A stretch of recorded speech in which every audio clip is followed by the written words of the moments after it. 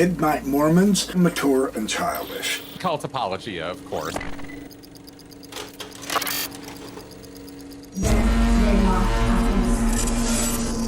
I knew you come across as a sweet guy. You kind of like look like Shermie the elf from Rudolph the Red-Nosed Reindeer. Don't like to make toys. You know, naive people doing naive things to try to justify belief. Waku L, Cardin Ellis, and Brad Whitbeck, and then Midnight Mormons, where they get even more vicious and cruel. Then they fought us. You are going to be tarred with the same brush as these two, and it will not be good for you any more than it already is. Because you don't need 20 friends. You just need 3 motherfuckers. You can take over a country. Okay, that's what we're confused as Americans. We think we need all these motherfuckers. You give me 3 bad motherfuckers, and you're finished. You understand me? You're fucking finished. Brace yourself for another episode of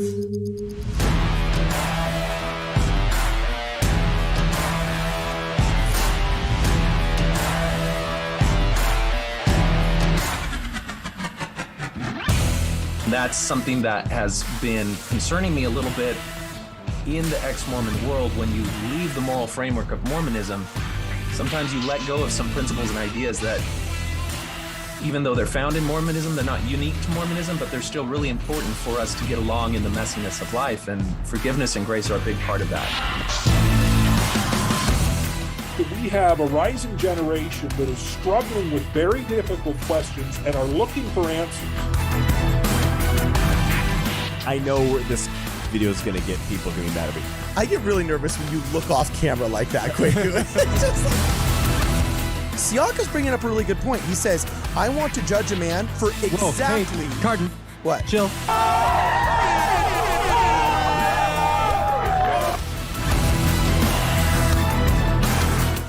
Now, here's where it gets weird, okay? ignition in 10, 9, 8, 7, 6, 5, 4, 3, 2, 1.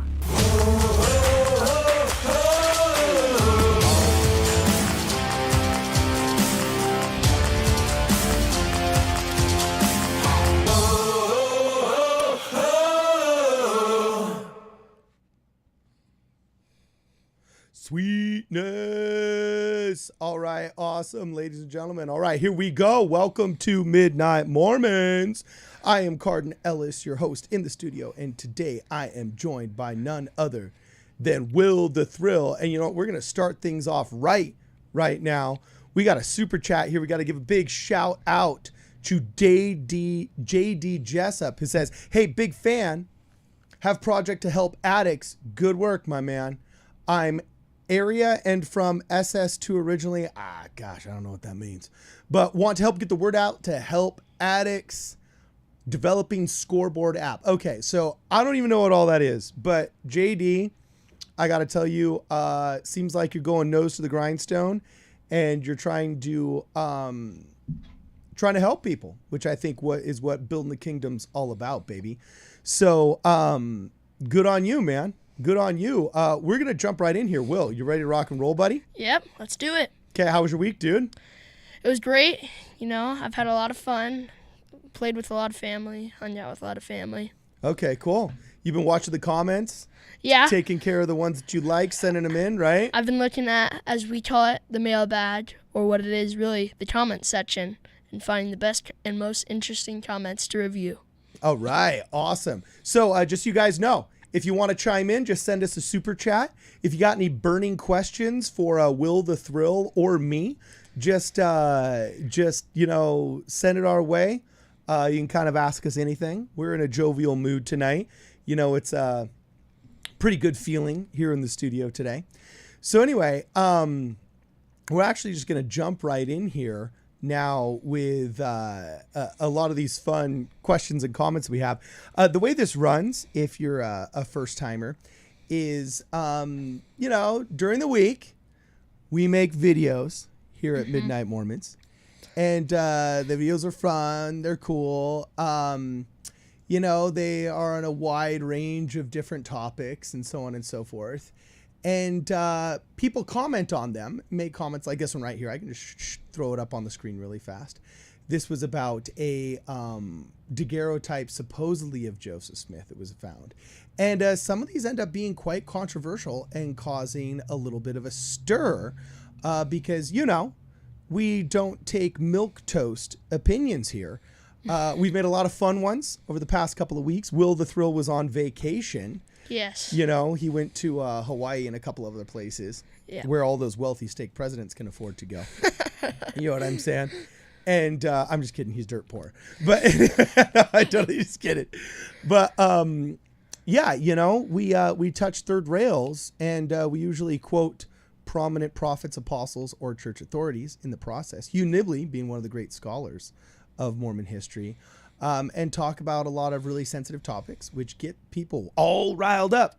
And sometimes, especially the anti-Mormon ex-Mormons, just can't help themselves. And they prove us right and get super toxic in the comments. And it's really fun to just read them. Wrong. Yeah, just to bring them on and read them and see what people say. Other times people are complimentary. Other times people ask questions. But at the end of the day, this is a fun exercise in human communication. Just going over some of these, you know, what we used to call the mailbag. Now we call the comment section. So anyway, first comment is going to be a little bit of housekeeping here. We'll just bust it out. JB51 says, when is Greg from Quick Media coming on the show? And let me tell you, JB51. It's actually kind of funny. I became friends with Greg from Quick Media like 6 months ago, I'd say. We were able to be put in touch with each other. And it's funny, when you look at our Google Analytics, we are the two most cross-referenced shows. Like a higher percentage of our show audience watches his as well, or something like that. I can't remember what it was, but I'm often cross-referenced with his media. And he's doing some good work there, fighting critical race theory and a lot of the woke scolds trying to leverage past injustices on past political injustices upon present social situations. And yeah, he's fighting the good fight there. And we're actually gonna get him on, man. Me and him we've talked about hopefully doing a small mini documentary project together. And we've also talked about him just plain old coming on for an interview here on Midnight Mormons. So yeah, don't sweat it, man. He's coming on. Here we got the second one really fast. You want to read this one, Will? Can you read it? Sure. Is it in front of you? Yeah. It's on your screen?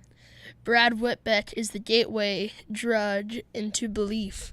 Oh, after you smoke a couple Brads, then you then tip back a few Das Ellis. It's time for black tar QL. Oh man, if you actually got half of the humor in that, I can't believe. Wow, of all the ones that I have you read, Will, I choose the one loaded with all kinds of self-abuse references. But anyway, it says Brad Whitbeck is the gateway drug into belief, which I very much believe. LOL, which stands for laugh out loud. For all of you antis out there who have no sense of humor. Anyway, it says after you smoke a couple of Brads, which I thought was just really funny, and then tip back a couple of Dos Ellis. You know what? I give you credit, Will the Thrill. You shouldn't know why that's a joke. But there's a brand name. Do you remember those Most Interesting Man in the World commercials that were really funny? It was a brand of booze that was probably overpriced called Dos Equis. So he's saying Dos Ellis. You know what I'm saying? Yeah. So one time Brad was asked an alcohol question. He's like, I don't know much about alcohol culture. And really neither do I. And least does my cousin. But we really appreciate the humor, Jonah. That was spot on. And then back in the 60s, other substances were much stronger, were oftentimes colloquially referenced as Jonah puts out here. Now I have to choose my wording carefully so that I don't violate any of the terms and conditions of the platform that we're on. So anyway, let's move on to the next one, man. Doll E is people. You know, this one's really funny, but we just did a podcast about artificial intelligence.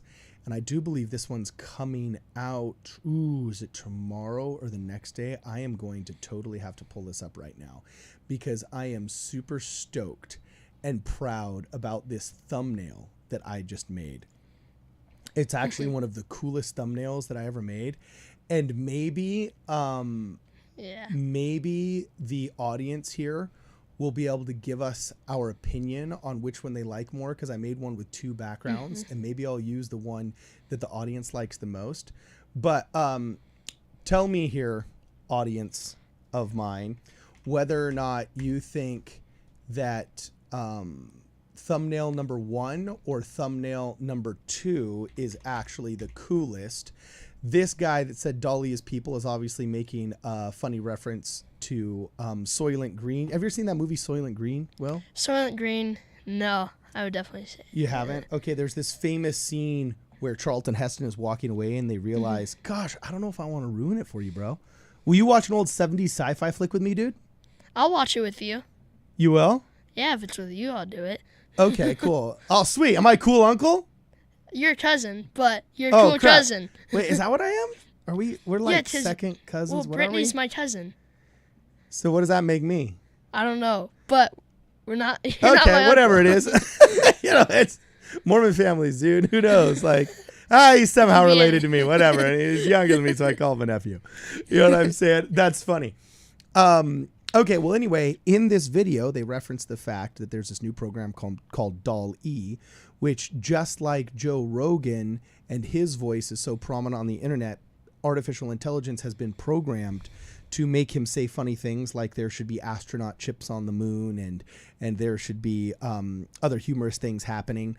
Now, instead of just organizing audio to say things that it didn't really say artificially, artificial intelligence is able to create pictures and mash images together to create discernible images that have been painted or created simply by artificial intelligence, in the way conversations were created simply by artificial intelligence of Joe Rogan's conversations, right? So anyway, do you think this thumbnail is cooler for that one, or do you think this one is? I know this is minor, but I'm editing right now the thumbnail for that one. Which do you think is cooler, the yellow or the blue, dude? So, to go with the silver, I'd have to say the blue. But I mean, if you want more of like the contrast, because blue and orange are actually opposite of each other on the color wheel, then you maybe want to go with orange. Dude, that was super deep, dog. Also that's actually the color of most of our lettering. So I think I'm gonna go with the dark yellow or the bright orange. Yeah. Okay, cool. Sick. Awesome. All right. Moving on. So we're going to go back here and see what all these gents have to say. So at the end of that movie, anyway, just so you know, Charlton Heston, very famously, when he figures out that the subject of the movie is actually mashed up people, he like leans up and he says, "Soylent Green, it's people! And so it's kind of like one of those moments that's been preserved in the zeitgeist of cinema history. Much like, name this movie. I'm going to see if we can totally date me. Or maybe it's just because I'm a movie buff. But does this ring a bell? Will the Thrill? Stella! Yeah, does that ring a bell, or is that totally going over your head and did I just do something totally boomer? I don't know what that is. You don't know what that is? No idea. Oh, chat. See if you know what that is. Stella! That's actually from a movie called A Streetcar Named Desire with a dude named Marlon Brando. So anyway, I'm probably totally boring you right now. You know what I'm saying? Before we go any farther, just got to make sure that we give another shout out for the other super chat. Just saw that pop up here. Jared V says, "Hey guys, I'd love to hang out with y'all and feed you guys. How can I do that?" Oh, hey, well, you can just buy us food. You don't have to feed us. We can feed ourselves once you've purchased the food for us. But hey, I'm down, dog. I'm down. Just reach out, bro. just reach out if you're nearby. You know, we've actually met up with a lot of fans. We've been coordinated all kinds of authors and different people through the show. You can always contact us through the website. You know what I'm saying? There's lots of ways to get a hold of us. And I'm actually amazed at how small a world the Church of Jesus Christ of Latter-day Saints is. My phone will ring. I just had was it your mom was at the wedding and people said that they watched the show? Or is that a different nephew of mine? That wasn't you? Okay, cool. So then, but apparently, fortunately, our voice has gotten big enough that we're randomly running into people at weddings that have watched the show. And a member, Jen F, says, such a great movie, Soylent Green. See, I'm telling you, if you are in the Midnight Strike Through Mormons army, you are automatically an intelligent, an erudite, and a, dare I say, learned cultural person. So anyway, now we're going to start getting into the comments. Are you ready? Okay. So one of the first ones that I thought was really funny is they're calling out Kwaku here. Kwaku, crosses are evil. Also Kwaku, Playboy is fine. Oh! What do you think about that, Kwaku? A more excellent saint just straight up called you to the mat and pointed out some hypocrisy. If you guys aren't aware of this, you got to go back and watch the podcast that we did on Our Cross is Okay Now, in which Kwaku compared crosses to walking around with a bullet casing that had taken the life of a very prominent and well-known beloved civil rights figure. And so he says, you know, you shouldn't wear crosses, as we've also done podcasts in which he's defending wearing the edgy brand of boys who have been known to play. So anyway, that was hilarious. A more excellent saint. You know what? Back when there was a radio host, gosh, if any of you guys are into sports radio, help me out. My dad used to listen to it all the time. Jim Rome. Whenever there was a good call in. Did you ever listen to Jim Rome with your dad? I've probably listened to him before, but I don't remember his name. Okay, he's the one that said, epic, Rackham. You know, whenever somebody had a good call in. So anyway, Rackham, a more excellent saint. Great comment. Okay, we got another one here. Noe Zapata. Great name, by the way. There's the great Mexican warrior, Zapata. So I wonder if there's any kind of relation there. Hopefully this guy did his genealogy. He says, something tells me you guys don't like arguing modern atheism and prefer talking about stuff that atheists have grown from hundreds of years ago. Your thoughts, and then I got mine. What are your thoughts, Will? Do you have any thoughts? You don't have to have thoughts on everyone. Do you have any thoughts on this one? No? Okay. Well, I mean, we kind of we more argue that when people take the faith out of other people, that they just let them go, and that atheists can be like brought down and just have no faith in their life because somebody makes them leave the church because of some, I don't know, for anything, but then they'll leave and they just have nothing to help them, nobody to help them. So you're kind of like arguing from the perspective that our moderator in our debate argued from, Sean McCraney, saying that, okay, you shouldn't tear down faith without supporting it. So you're making a more practical argument. Yes. What I think Noe Zapata here is criticizing, saying that in our recent podcasts, such as Atheism is Stupid and Can Be Proven Empirically, and the follow-up we had with Jacob Hansen, the inventor of the Hansen 5 model of epistemology, quotes oftentimes from everything from Derrida to the original gangster of atheism, Friedrich Nietzsche, that famously said, God is dead and we have killed him.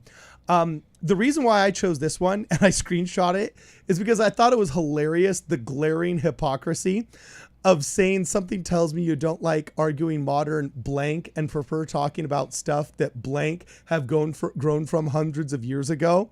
I guarantee you, if I were to talk to this dude and check him out on ex-Mormon subreddit or whatever arguments he's having online, he's trying to trash the church for things that happened 200 years ago.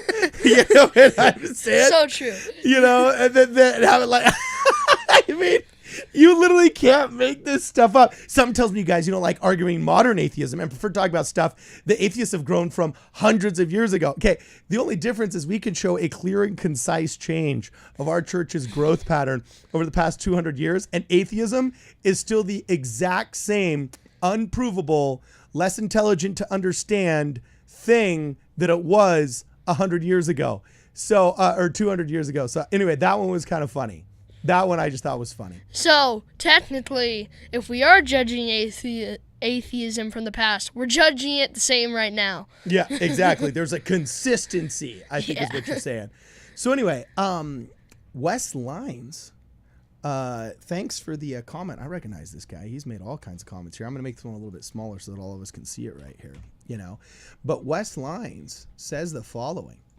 This show is so much cooler than the majority of shows out there. Here, you finish reading this one, dog. This is a compliment. You can read this one. Everyone, please encourage your friends to visit and join. They should have 10x's the viewers they do. Yeah, there's been so much support for this show, and we love it when you guys do us that. Yeah, that's right. That's right, Wes. This show is so much cooler than the majority of shows out there, and everyone, please encourage your friends to visit and join. They should have 10 times the viewers they do. What's really funny is a bunch of people accused this guy of having like been paid by us. I don't know what it is, but the haters of this show, like all the anti-Mormons, they're like, I don't know if like they're just obsessed with money or they only do things for money, but they think that anytime, like when John Dylan gets paid $236,000 a year. How do you know that? Because I watch the videos. Oh, wow, you're freaking more observant than I realized. But anyway, yeah, they think like the only reason somebody would say something good about somebody else is if they were paid, which says a whole lot more about you than it does about us.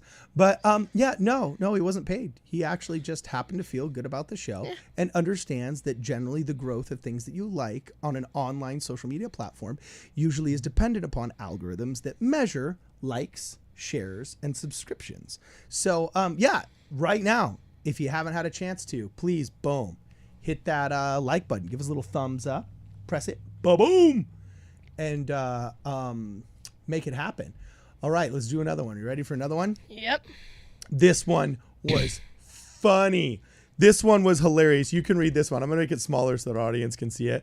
But I thought this one, I audibly laughed out loud when it came on my screen. Some straight bonkers theories, dude. Yeah.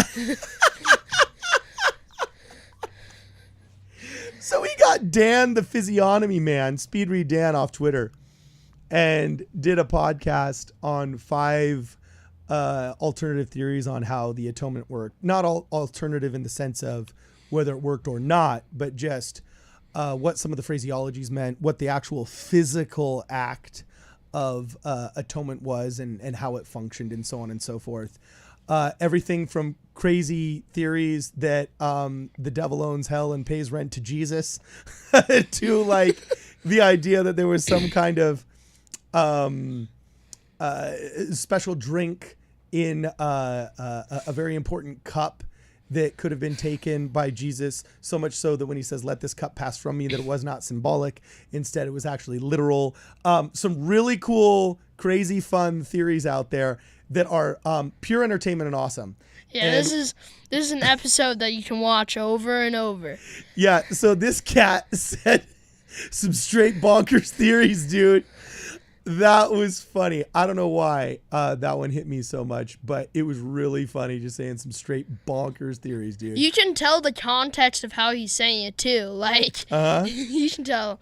This guy seems like a cat that, you know, you could talk to with, like, your ideas for, like, 10 minutes. And then he'd just be like, cool story, bro. You know what I'm saying? Exactly. Okay. This one was really interesting. Okay. And Sheba Inferno, man, is coming up with some really good comments. And we should have like some kind of like scoreboard of different listeners and different participants and the good comments they make. But anyway, you want to read it, bro? Hit it. You can read this one. A couple reasons the U.S. is hyperpolarized. People signal their beliefs publicly. People police those signals. Remove either one of those and we're fine, preferably the latter. Yeah, that was really interesting. We were talking about a disagreement. Oh, gosh, man. Which one is this from? This one, I believe we were talking about woke scold atheism and how it manipulates old school Christianity and the desire of the wellness of others, and then does a bait and switch. And Sheep Inferno brings up a really good point that this polarization has actually been pride is at the root of it. The root of almost all evils is pride, and pride is a sin of comparison. And inherently, if you are virtual signaling, why are you virtue signaling? Well, because you're trying to present yourself as more virtuous than those around you, which is inherently a comparison. And that sin of comparison has to be performed publicly. So he brings up actually a really interesting point. This was so concise, I almost wonder if it was plagiarized. Not to say that Sheba is not intelligent enough to come up with this, him or herself, right?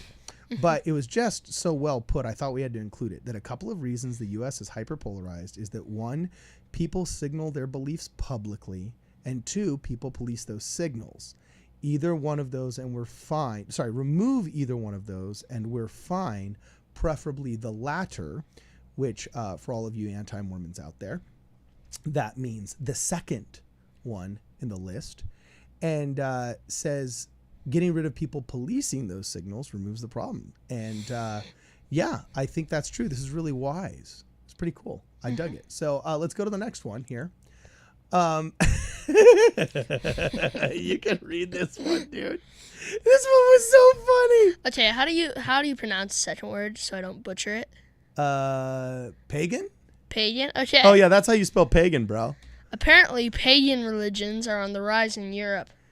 Everything bad is on the rise in Europe. So Wes Lines comes out with another great one. Maple Lake Mountain comes out and points out that apparently pagan religions are on the rise in Europe. I believe this was in response to Jacob Hansen's commentary that he believed that wokeism is kind of on a downhill slope because he's noticed a great interest in like new wave spirituality, unorganized religion, and that there's been kind of a rebirth of people's spirituality. So Maple Lake Mountain likes to bring up the point that, hey, even the pagan religions are bouncing back and on the rise in Europe. West Lines. It's just everything bad is on the rise in Europe. Oh, what a savage. These are the comments we like to see on the show. Just funny. Yeah, that was pretty funny. Did that get you know how Ropert and Ebert give like 2 thumbs up for movie reviews? Yeah. What's like the Will the Thrill 2 thumbs up? I don't know. We need to make one. We'll figure that out. Yeah, dude. 2 rosy cheeks because you got those like awesome big smiley cheeks. I don't know. What should we say, dog? Like I don't know. We'll think of it. We'll think of it. Yeah, we'll think of something. Carden, when I was younger, he used to come up to me and he would grab my cheeks. Yeah. And he'd say, "Your chubby cheeks." Yeah, dude. Your cheeks are epic, dog. You gotta keep those as long as you can, man. All right. So here we go. This one we won't read the whole thing, but we'll encourage people to go look at it if they want to. But in response to our video on Joseph Smith's daguerreotype, Debbie's dive into history. Look at that is the coolest YouTube username I've heard in a really long time. But she brings up a good point saying I'm an artist. I believe he, meaning the person in the daguerreotype that's been found, looks like Bertha Madsen, the wife of the son, Joseph Smith III. She's wearing the locket, same nose. Oh, I'm sorry. It was she's talking about who was wearing the locket. But I actually only brought this one up because I thought this person brought up some seriously cool data that you should check out. So I believe what I did was I think I made this one a pinned comment, or I loved it or something. Yeah. So that people can just go see it and read it and see what they think. If that's the right one, I don't remember. But this one, Actually, this one was just on my regular social media feed, and I only posted it because it reminded me of a video we did like 6 months ago about pets are not people and that pets don't count as children. And then I just saw this one, I think on menshumor.com or something like that. And literally, household plant addicts, the Instagram page literally said, plants are the new pets. Pets are the new kids. And then somebody responded and said, then what are kids? And then this person says, kids are now like exotic animals. You've got to be a little bit crazy or rich to have them. Oh, man. And it is true. Marriage is really just a social contract amongst the wealthy now. Like, we have made it so impossible to freaking get married. And leftist secularism has done so much damage to the marriage brand that now it's like literally Mormons, Jews, and some really devout evangelical Christians and Catholics are like the only people that get married out of like any kind of sense of, you know, like correctness or duty. And like then all the rest is just wealthy people. The funny thing is, like, Mormons, like, we probably wait, like everyone usually waits, like, if they're not in a church, they'll wait like years to finally get engaged. For like someone who's Mormon or in our church or in a religion, literally you go up to BYU, and if you're like wanting to get married, you can get married within a year and a half. Dude, well, you want to get married, dog? Well, I'm not at BYU yet. That's funny. I asked Ryder, you know, I was like, well, someday you're going to be a daddy. And so I was trying to convince him to like be patient with his sister. Right. Mm-hmm. Yeah. So I was explaining to him like, hey, you know, like this is good practice because sometimes people will act irrationally and it's better to be patient with your loved ones. And I was trying to give him the whole fatherly talk. Right. Yeah. And then so anyway, I was like, well, someday you're going to be a daddy. And he said, no, you know, and I was like, well, don't you want to be a dad? He was like, no. And I said, wait, you don't want to get married, bro? You know what I'm saying? And he's like, no, because I don't want to share my eggs, you know? And he just learned how to cook scrambled eggs. And he's so stoked on it that he wants to be able to keep them for himself. So he's like, I don't want to share these. So anyway, yeah, there's a point in time in history where my son said that he didn't want to get married because he didn't want to share his eggs. So future wife of my son. Don't take Ryder's eggs. Yeah, if he picks you, first off, be very proud that you're a person that seems worth sharing eggs with. And second off, you know, don't just take them. You know, just be patient. You know what I'm saying? Anyway, we got to go over a couple of super chats here really fast before we go any further. Braden Sorensen says, why don't Mormon prophets prophesy/reveal anymore? Oh, Braden. Well, that freaking fly got me, man. Did you see that? Crazy. Oh, my gosh. Got him back. Wait, got him. Wait, no. Oh, he's toast. That was like Mr. Miyagi right there. Hey, did you get that movie reference, bro? Yes, Mr. Miyagi when he gets the chopsticks. But then he's tried his entire life, but Karate Kid gets it before him. Oh, that's funny, man. That's funny. So check this out. Braden Sorensen says, why don't Mormon prophets prophesy/reveal anymore? I would actually say that they do. I think it was very prophetic that Russell M. Nelson said what he said pre-pandemic and shifted the great focus of the church away from weekly in-person meetings to come follow me. Yeah, to come follow me. And that was right before COVID. And then once COVID hit, we had a plan to do church at home. So that was a really, like, for me, that was a huge sign to me. Just knowing that, like, since once right before this huge thing changed our entire world, we were giving something so that we didn't have to stop teaching to our families. We didn't have to stop anything. We could still stay at home safely and still teach the gospel. Yeah, my man. Now, see, out of the mouth of babes, man. I will say this, though, Braden. I will say this. I think people far too often, it's one of the few times that I'm actually with McConkie on this one, that I think modern Mormon men wimp out because suburban wealth has just emasculated the priesthood so badly that now whenever they do blessings, they always put it upon the faith of the person or the will of the God or everybody else except for you, the priesthood holder, who can go in there and straight up heal the person. If you really think you can, the priesthood has the power to heal, then McConkie said, just go in there and heal the person. Quit hedging all your bets. And so I really, I do long for a little bit more direct approach to revelation, like Joseph Smith style, the Day of Pentecost style, some really just like, some gritty, rough and tumble, bare knuckle prophecy. So Braden, he's usually dunking on us. I don't know if this was a dunk or an inquiry, but I do long for some bare knuckle prophecy. That actually sounds like a cool name of a YouTube channel, bro. Should we call it Bare Knuckle Prophecy? Bare Knuckle Prophecy? Yeah, I think that's pretty savage. Talked about prophecies? Yeah. King Nub says, you going to Maga Holt's wedding? I'll be there. Oh, awesome. You're going to be there. Well, salutations. That's going to be pretty awesome. I believe I'm filming that day, actually. There's a really cool documentary that I'm involved in right now that I'm going to have to actually tell everybody about. Should I spoil it now? I think I've talked about it before. It's about St. Thomas in Nevada, and we're gonna be filming there for like 3 or 4 weeks before it gets too cold and after it's been like blazing hot. But King Nub, dude, what's your story, man? I want to know what you're about. Let me know. Reach out, brother. Anyway, Smooth Ruffian, that's a cool name. I always like juxtapositions.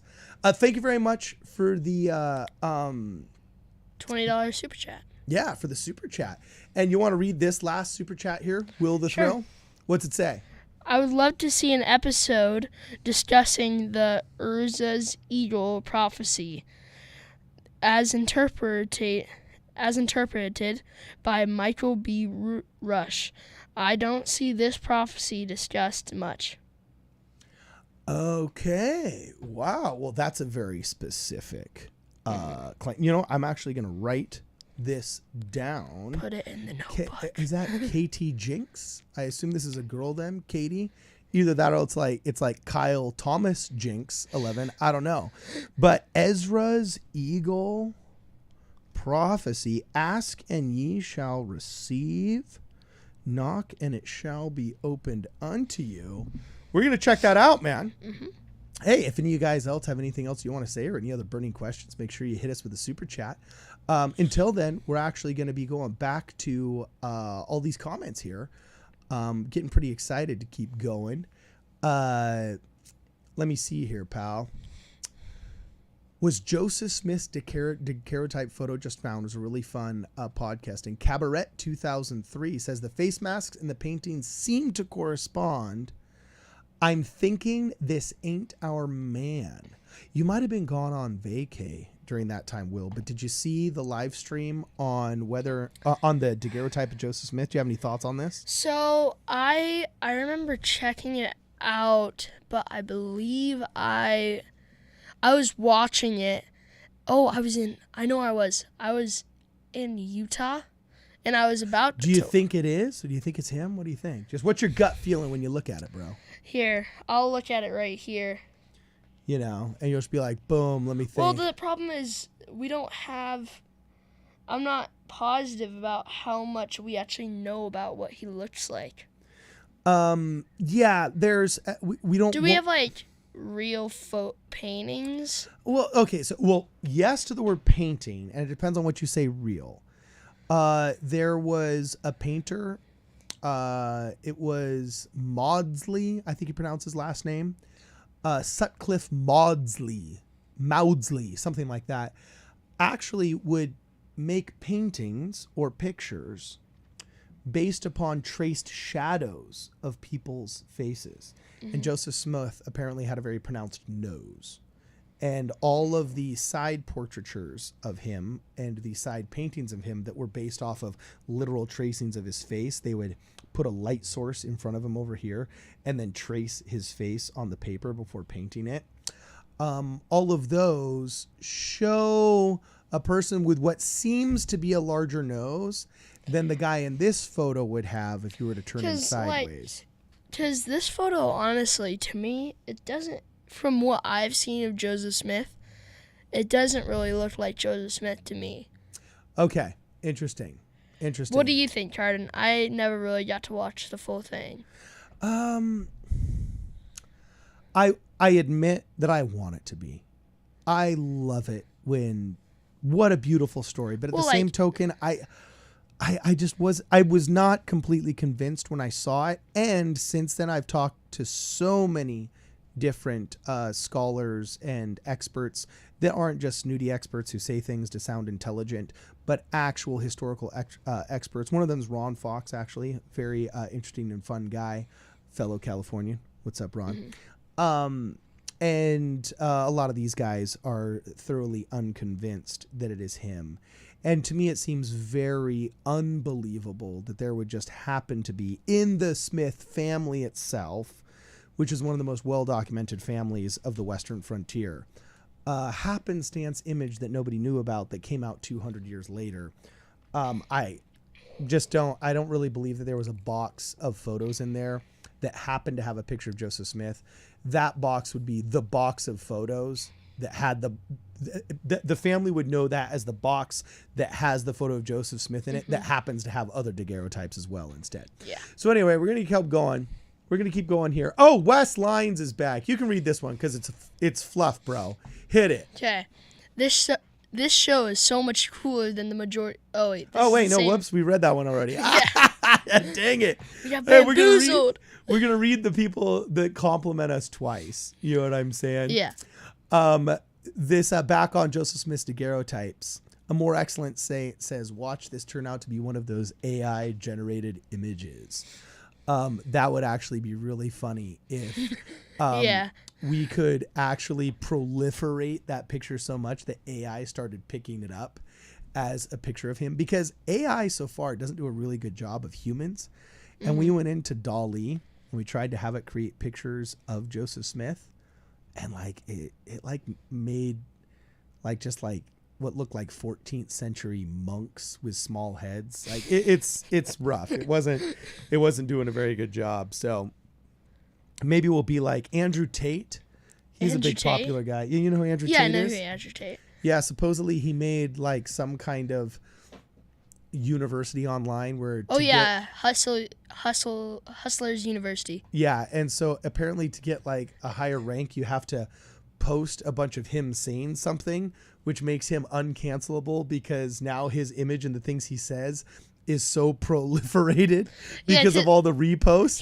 He blew up on the internet, and he doesn't even have like accounts on TikTok, but he's just all over because people just post, because he just says such crazy stuff. All right, cool. So I'm going to have to do my homework on I Mr. think, Tate. Honestly, half of the stuff he says might just be for like clout, or he's just some crazy guy. So are you big on Andrew Tate, dog? Teach me. Oh, he's what's his story, funny. dude? What's his deal? So I think he was really poor, and he was a kickboxing fighter, and then I can't even remember how he got rich. I think he just did well, and then I think he became like an entrepreneur type sort of thing, became super rich, and then I don't know, and now he just challenges people to fights and makes super funny things that half the time I don't even know if they're like realistic, like comments. He says stuff like, if my son's a nerd, then we'll have to fight in Mortal Kombat. He says that? I gotta check in on this guy. It's kind of funny because the name of my AP, the assistant to the president in my mission, was named Tate. You know what I'm saying? So like whenever I hear the name Tate, I'm like, whoa, what the heck? So anyway, Braden's back. Thanks for the super chat. Says, I don't mean to dunk. I think you guys are really cool. Of Mormon YouTubers, you guys are the most fun, even if I don't necessarily believe now. Well, thank you for the compliment, my man. I'd like to think that we are a lot of fun. And you're a lot of fun too, man. He's always commenting. I can always count on Braden to show up for some boom, boom, boom keyboard warrior action, you know. So thanks for the compliment, man. And we're the most fun? Heck yeah, because we got Will the Thrill. That's why, because we got Will the Thrill. That's funny. And then George Zachrison. Ooh, I've never heard that one before. Yeah. But George Zacharson says, yo, check your Facebook messages. I sent a meme like Will asked for. Oh, that's funny. We'll have to check that out. What's the best way to get memes to you guys anyway? Facebook, Twitter, Insta? Actually, just reach out to us on the website, my man. And it's actually funny that you mentioned that, George, because I'm going to start, hopefully, and I was going to call up the BYU internship department and see if I don't get maybe some interns to help out with this. But I think I want to start getting people to make memes. And I thought it'd be kind of cool to make a satirical news site that we start reporting from.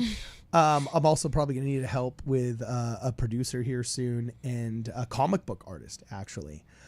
Comic book artist and other people that are pretty good at social media. And so memes are definitely something we want to start pushing out that's in the long-term plan for Midnight Strike Through Mormons. So it's kind of funny that you mentioned that, George, because memes are in the future here at the show, and so we'll be excited to see what you come up with. Anyway, Carden gives me a call at least one time a week with a new awesome idea. So yeah. There's always new ideas that are coming out. Ideas aren't the hard part for me. It's getting all the help to kick them into high gear and actually do them. So anyway, here's another one. This one was really interesting. But we're going to pull this up a little bit bigger so that the audience can see it. But Zion, once again talking about the daguerreotype of Joseph Smith, says, here's a church news article from 1997. Brother Leonard, who has done extensive research on the images of Joseph Smith during the last decade, said written descriptions can help answer part of the question. Quoting John D. Lee, Brother Leonard said Joseph Smith was rather large in stature, some 6 feet 2 inches in height, well-built, though a little stoop-shouldered, prominent and well-developed feature, a Roman nose, which has been a commonly repeated characteristic that he's purported to have had, light chestnut hair, which I have seen. I have seen a locket of Joseph Smith's hair, and I can testify from personal experience that it is indeed describable as light chestnut hair. Personal experience? Upper lip full. Yeah, I've seen a locket of Joseph Smith's hair. It's preserved. Oh, is it at like one of the... Where's church site or something? The actually, it's in a private collection from family. So anyway, light chestnut hair, upper lip full and rather protruding, chin broad and square and eagle-eyed.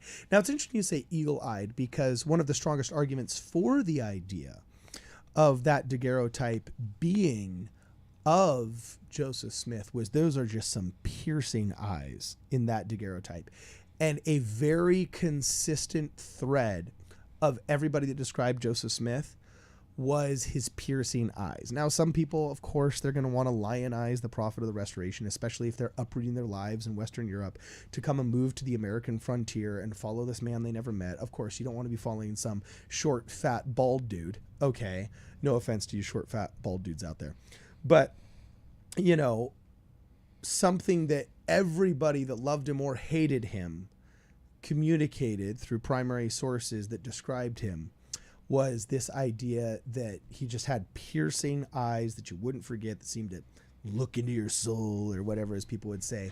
So when you saw that daguerreotype that had just very boom piercing eyes, that seemed biologically to be a very strong argument in favor of the idea that it was him. And then also Zion brings up a good point here that the church does indeed actually have a cutting of Joseph's hair in the Church History Museum in Salt Lake City. Okay. In the photo, she says the guy's hair is too dark, but that's a little bit difficult to determine from a daguerreotype, in my opinion. I've Isn't seen it like Joseph's black and white. Yeah, I've seen Joseph's hair that the church has. Yeah, after he was assassinated as the first political candidate that's ever been assassinated and martyred as the leader of the church. After he was martyred, he was buried in a temporary coffin, but then there was a warrant out for his body, dead or alive. So Emma had him reburied in a safer location so his body would not get desecrated. And in that process, some lockets of his hair were given out to very loyal and dedicated members of the church that were, were loyal to him. And some of them exist to this day. So we actually have physical evidence of what he, quote, looked like, at least in terms of his hair. So, yeah, really interesting question, comment. Xeon, thanks for doing all of the homework there and posting it so that all of us could see. This one I thought was funny. All right. This one I thought was really hilarious. So, Eric Red responds to Brad. Says, Brad, let me get this straight. Dedication number 1 did not work, but the rededication did work. Does that mean the priesthood works 50% of the time? Okay, so this person is referencing the video you can see in the top right corner here. The spiritual warfare is real. Yeah, the spiritual warfare is real. And it's basically pointing out that since the dedication didn't work the first time and it took a rededication, that means does the priesthood work only 50% of the time. What's your initial thoughts and response to that, Will the Thrill? Because Haida Kolob said something pretty snazzy after that. But what's your thoughts? Do you think it's because the priesthood didn't work the first time? What are you thinking? Well, I know that God always hears your prayers. So I think that it could have worked the first time. But it took a minor delay of 5 seconds. Well, look, actually, Haida Kolob comes up with a really savage and awesome response and responds the following to the comment here with a scripture. Oh, and he says, and when they were come to the multitude, there came to him a certain man kneeling down to him and saying, Lord, have mercy on my son, for he is a lunatic and sore vexed. For oft times he falleth into the fire and oft into the water. And I brought him to thy disciples, and they could not cure him. So this shows that obviously the disciples had pronounced a blessing upon him with the priesthood authority, which they had received directly from Jesus Christ himself. So that's about as pure a font and Provence as you can get, right? But they couldn't cure him. And then Jesus answered, saying, if we go back to the scripture, O faithless and perverse generation, how long shall I be with you? How long shall I suffer you? Bring him hither to me. And Jesus rebuked the devil and departed out of him, and the child was cured that very hour. And of course, the disciples come and they're like, hey, yo, what's going on? Like, why couldn't we pull this off? Similarly to how above, Eric Red says, what's going on here is the priesthood only effective 50% of the time. Okay. Jesus points out that boom shakalaka, after rebuking the devil, then came the disciples to Jesus saying, why could we not cast him out? And then what does Jesus say? This is actually pretty freaking awesome. It says, because of your unbelief, for verily I say unto you, if you have faith as grain of a mustard seed, you shall say unto this mountain, remove hence to yonder place, and it shall remove, and nothing shall be impossible unto you. Howbeit, this kind goeth out, not out, but by prayer and fasting. So sometimes when it comes to these exorcisms, these demonic expulsions, these healings, the healer has to approach in a spirit of prayer and fasting that then strengthens that priesthood. So Eric Red hits him with a gotcha, and then Haida Kolob just takes that fastball, the gotcha fastball, and boom, knocks it out of the park with a solid RBI. Will, what did you think? I think that's very true. So yeah, it's just saying that first prayer was more of a get ready for the real dedication. All right. Rock on. That's one way of putting it. I just think it was awesome seeing this go down in the comment section. In the words of Jim Rome, epic. Rack 'em. Haida Kolob. That was awesome. We're rounding down here, guys. If you have any last questions that you want to give us, make sure you hit us up with a super chat. We probably got another 10 minutes here. before Will's mom's gonna come and pick him up. You know what I'm saying? So we got to make sure that we get all your super chats out of your system right now. Ask us all the questions that you want. We're gonna go over the last of these kind of mean tweets, or I don't know, what do we call these? They're not tweets. The mailbag, the comment section. Anyway, here's the next one. I thought this one was pretty cool, bro. You want to read the top one? The DW said. Sure. I can't read it. How about now, bro? Okay, that's awesome. Great video. I'm a baby boomer, and I listen to your videos. Guess I am just immature. I can't read the. A lot of your content is very faith building. Thank you. Thank you. So DW is a boomer listening to our stuff and says, "Guess I'm just immature." No, you're not immature. You're just awesome. That brings me back to that one comment that it was like, Brad, blanks are the problem. Quaku, like millennials are the problem. Cardin, boomers are the problem. Oh, yeah, you remember that comment, don't you? Mm-hmm. Oh, that was, what video was that on? Do you remember? That was the one where we talked about Barakiel and... remember? Uriel, Barakiel, and the different archangels. Mm-hmm. The archangels, angels, yeah. Yeah. Okay, well, Lindsay Rizzo, a new member, I do believe. Member of the channel, not the church. You can read this one too, bro. You can read all the fluffy good ones. You know what I'm saying? But Lindsay Rizzo says, oh my gosh.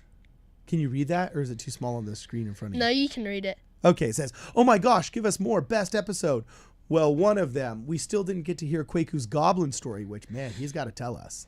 And I really want to hear more about how Herbert Walker Bush killed JFK, which is a theory that Kwaku L firmly espouses, that Bush Sr. was at least in part responsible for the assassination of one John Fitzgerald Kennedy in 1964 on the grassy knoll. I'm actually going to have a chance to get a hold of one of the somebody who has access to one of the Zapruder films soon, hopefully, that we can test that theory out. So we'll see. Anyway, it says, my husband has been saying Bigfoot is Kane for years. That's so much fun, Cardin. Yeah, there's all kinds of cool stuff. If you go into the folklore of the Pioneer West, and I don't know if I'm emasculating it by calling it folklore, or if this is like hardcore doctrine somewhere, you know, but I want to explore that whole Bigfoot being Kane thing. That just sounds freaking awesome. If Sasquatch was Kane, and that would mean RFM was quoting Sasquatch at our debate. You know? You just quoted Sasquatch, man. Yeah, you just quoted freaking Bigfoot, dude. What are you talking about? Oh, dude, that is too epic. That's too funny. Okay, only three left. And these last comments come from our Spiritual Warfare is Real video that we did. By the way, I'm super proud of that thumbnail. I thought that thumbnail was cool. What'd you think of that thumbnail, bro? That was great. You dug? I'm very proud of you for that one. Okay, cool. I got to teach you how to make thumbnails so you can help me out. Yeah. So anyway, hopefully I didn't do this recently, but Anthony says the following. I love the sounds Cardin makes when goading him into continue on sharing more details. And Quaco, I haven't seen you eye roll like that since your debate with RFM. Great stuff, guys. Keep it up. Edit to add. And he brings up a small postscript here. Says, speaking of RFM, when are you guys going to have him on just to chill and chat about current apologetics and anti-Mormon topics and drama? It'd be great material. Actually, I think it would be great material too. I have a love-hate relationship with that. Actually, I shouldn't say love-hate.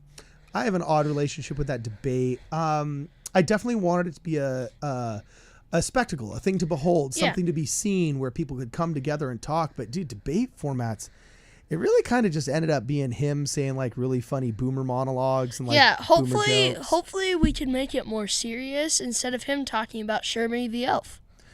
Yeah, but I mean, look, here's the deal. Like, I don't want to dunk on him though, because I mean, some of his jokes were funny. Like, don't get me wrong. Like, it was funny when he was like calling it 3 men and a baby. It kind of fell on deaf ears because I mean, I'm the oldest one of us 3 young guys, so I was getting the cultural references that 3 Men and a Baby was a movie with the guy from Magnum PI that had a stash. I can't even remember his name. Burt Reynolds, sorry, or not Burt Reynolds, the other guy that was in Blue Bloods. Anyway, like I was getting some of the jokes and things like that, but like to the younger kids in the audience, which was basically everybody that we brought, there was definitely a generational divide. Like Gen Xers are anti-Mormons, boomers are anti-Mormons. Anybody much younger is like, yeah, the world sucked as it's gone secular. We're sticking with church because at least they have dances and have fun. And the woke scolds are like literally unsufferable. You know what I'm saying? So chances are if you're young and you're cool that you're active. Chances are if you're old and you're boring and you're boomer and you're cruel online, you're anti-Mormon. So there was definitely a generational divide in who we brought to the table versus who they brought to the table. But all things considered, like he was funny. Like it was, RFM was bona fide humorous. I think he just stepped on an absolute philosophical and social landmine when he quoted Cain, and he completely exposed the selfishness of what is the modern anti-Mormon movement, that it doesn't seek to help people. It just seeks to destroy, when he literally said, I am not my brother's keeper. I mean, when you quote the oldest villain in the Old Testament and the oldest argument, the oldest question asked, are we our brother's keeper? Are we social animals or are we solitary animals? And he chose the solitary route. I don't know if it was to try and sound intelligent or to dodge the question or just to shirk responsibility, but you quote Cain, the son of perdition. When you do so, the man that would be willing to destroy to such a degree to cover his pride and his evil that he would take the life of a loved one, which is unfortunately what all of this wokeism and the secularism does to you. It blinds you so badly that you don't see yourself accidentally repeating the evils of the Old Testament. You know what I'm saying? So anyway, yeah, I think that would be great material, Anthony. And you know what, RFM, you're invited to come on, man. I'd love to have you on the show, sit in that chair, and we just chill and talk. Just more like conversational style, because he seems like I give RFM tons of credit because like he showed up. And I'm sorry, like some people... That is very true. He showed up. Yeah, like so many people want to dunk on this or that. Like, look, Bill Real chickened out and he ran. And RFM didn't. And I have just, to me, that's 80% of the respect I'm going to give you is whether or not you show up. So, yeah, dude, I'd love to do that. If you guys are friends with him, yeah. Tell him I'm down. So, anyway, we're going to wind down here as promised. Let me see. I think there's only 1 or 2 of these things left, right? We made quite a stir with our video on the article. Why are you laughing, brother? This comment is so funny. This next one. Oh, you liked it? Yeah. Okay, cool. Let's see what it says. Boom. You read it. If Jesus comes to BYUI, will they tell him to shave his beard?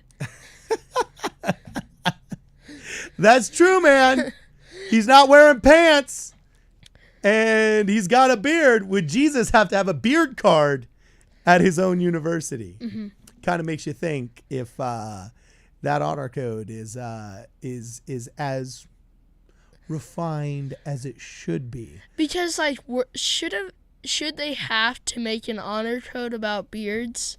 I know like they didn't have proper shaving tools back then, but if like they had beards, then I feel like it wouldn't be too bad.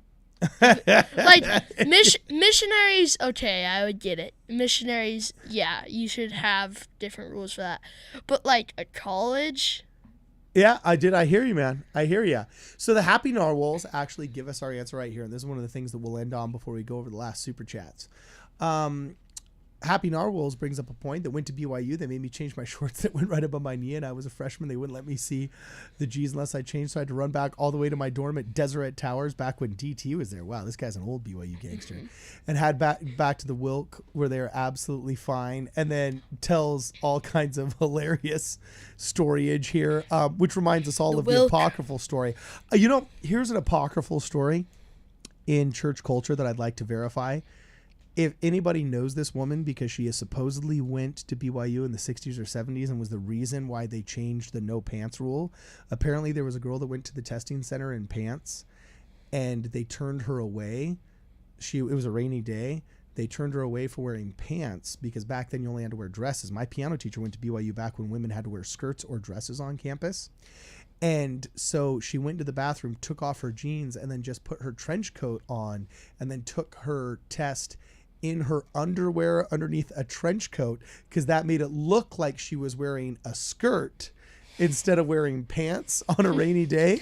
And so in order to get through the rules, she took the test in her underwear, and it was such an embarrassment that BYU supposedly had to change the rules. Now, I don't know if I just repeated absolute apocryphal hearsay and just propagated mythology, or if that woman actually existed. And if she did, and we can meet her or somebody knows her, I will frame those pair of pants and I will do a mini documentary on this hero. Because let me tell you, that woman is a hero, and that story has been told by thousands. Yeah, she has courage, man.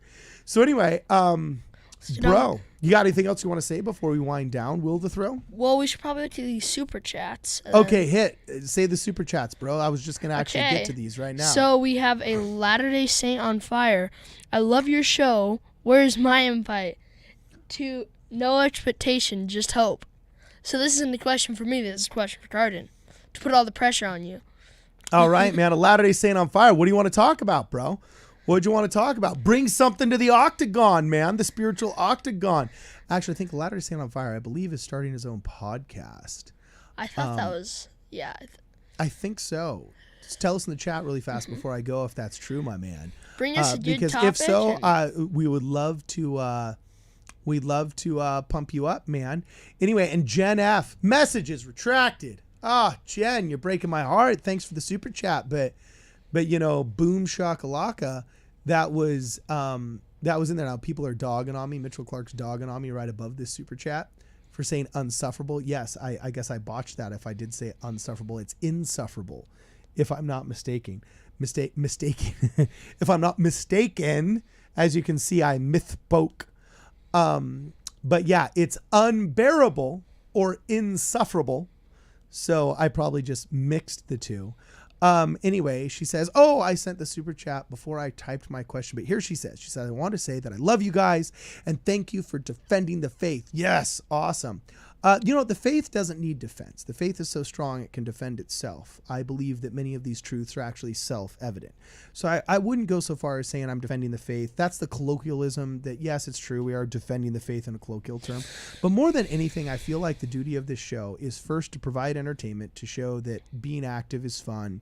And there's plenty of cool people inside of Mormonism, so on and so forth. And second off, you're not stupid for believing. The number one way the anti-Mormons and woke scolds get you, that's the way they get you, is by making you think that you're stupid for believing, by using a bunch of half-truths and straw men and honestly just arrogance in their presentation of their pseudo-history and pseudo-facts.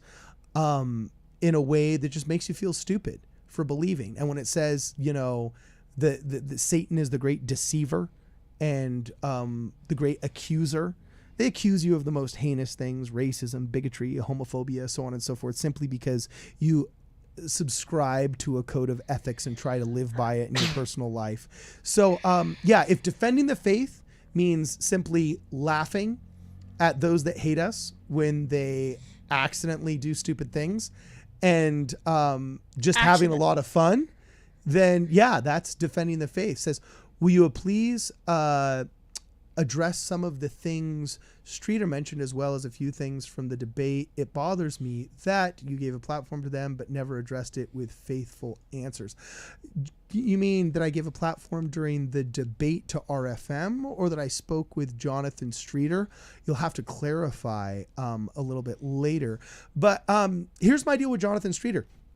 I don't really subscribe to the idea that by talking with somebody that all of a sudden, oh, you're giving bad ideas a platform. Because honestly, that's the argument that all the woke scolds in the universities say every time Ben Shapiro wants to show up and give a talk. How dare this university give a platform to such a hateful bigot?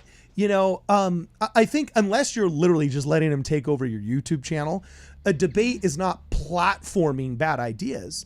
It's exposing them. In the words of Bill Maher, you know, the best disinfectant is sunshine. So if there are bad ideas and you take them out into the open where they can be exposed to the sun, if they are indeed that bad, they will be disinfected. And so uncontested slam dunks where the person just gets to ramble on, which I believe kind of was a problem in the debate. So if you're speaking in the debate about us talking to RFM in a debate format like the one that they chose, yeah, it kind of just, you know, RFM got to go on like a 5-minute monologue that had 7 different punchlines, and it's hilarious. I mean, it's hypocritical listening to a guy condemn the Mormon church for being homophobic and then making homosexuals punchlines of his jokes, like, you know. But by the time he's done with his 5-minute monologue, you've got like 3 minutes of rebuttals, and you can't just go back and say, okay, well, on point A you said this, but that's untrue because of whatever reason. You know, it's a bad format for tit for tat corrections. I think conversations are better at that. So maybe I'll invite him on to have a conversation. I can see why you might see a frustration of platforming in a debate like that, but that was with RFM, not with Jonathan Streeter. The reason why I enjoy conversation with Jonathan Streeter is because he is internally coherent. Okay? And what does it mean by that? Well, some guys will tell you, oh, you need to be nice and you need to be kind.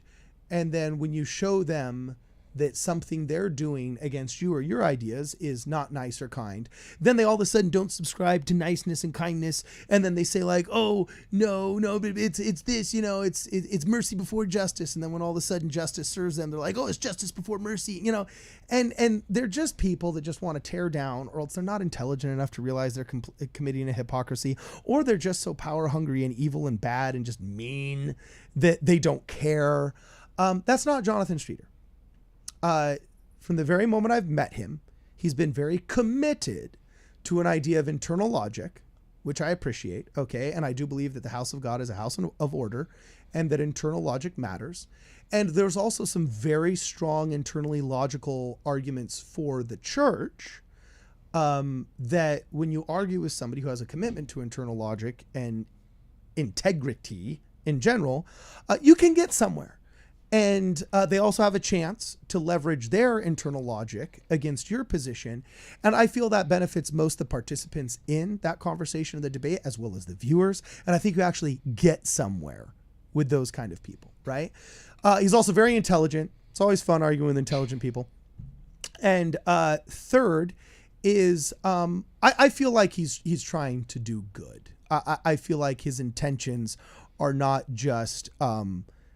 he's an angry woke scold that hates the fact that church exists. In fact, he himself has come out and said, you know, I have a concern in the post-Mormon and the ex-Mormon community, citing an example called Chesterton's Fence, which honestly, I didn't even know until I didn't know the name of it. I think I'd heard vague references to the analogy before, but I'd never heard as robust and positive of an explanation of Chesterton's Fence until I met Jonathan Streeter, and he's always been ethical with me. And so it's like, boom, like I really have low hanging fruit for you to be like one of my friends.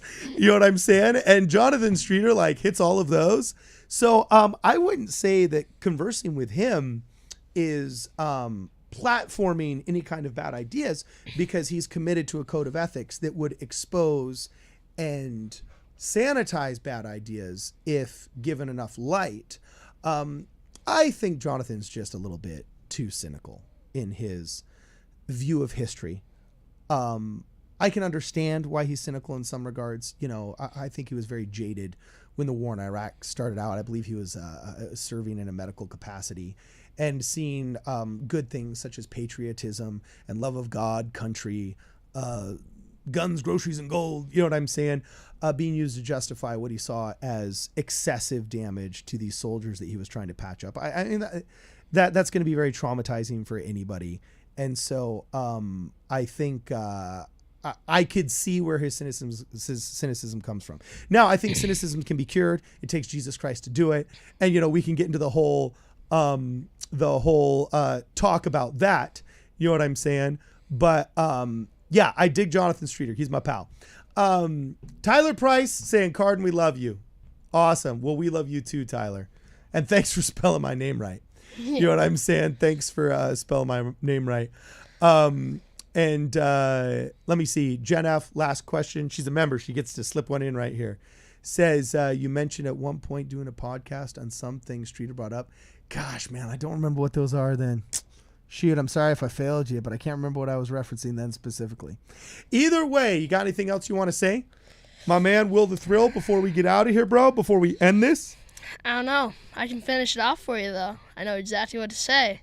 Oh, whoa, what? Do we got an outro, bro? Say it. Well, as Carter would say, this is Midnight Mormons.